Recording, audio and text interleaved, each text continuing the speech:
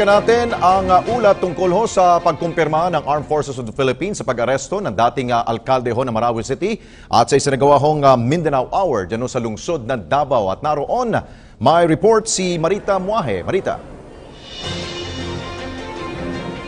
Alex, kinumpirma ni Regional Military Spokesperson Brigadier General Gilbert Agapay ang pagkakaaresto kay dating Marawi City Mayor Fahad Umpar Salik sa isang checkpoint sa Villanueva, Misamis Oriental bandang alas 7:30 kagabi.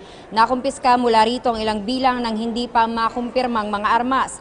Naharap si Salik sa kasong rebelyon o paglabag sa Article 134 ng Revised Penal Code dahil sa pagkakasangkot nito sa pag-atake ng Maute Group sa Marawi City. Base sa mga inisyal na ebidensya na nakalap ng mga otoridad, lumalabas na financier ng Maute Brothers na sina Omar at Abdullah ang dating alkalde. Si Salik ay kabilang sa Order of Battle at ganoon na rin sa listahan ng Arrest Order No. 2 na inilabas nito lamang June 5.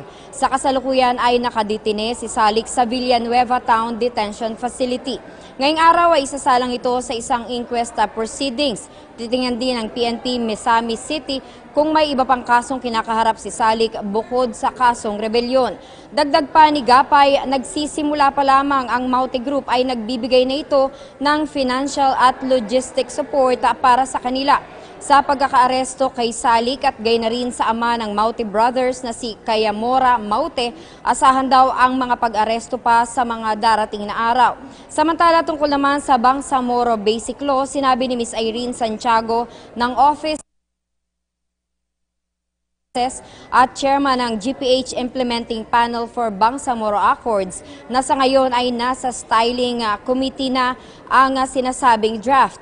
Ang final draft na ito ay naasahang isasubmit sa Office of the President kay Pangulong Rodrigo Roa Duterte kalagitnaan ng Hunyo at inaasahang maisasubmit sa Kongreso sa bandang July 24 kung kailan na ay inaasahan din nilang i-anunsyo ng Pangulo na gagawin itong isang urgent bill para agad na maisabatas. So yan na muna Alex ang pinaka-latest mula dito sa Davao City para sa Bayan, Marita Muahe.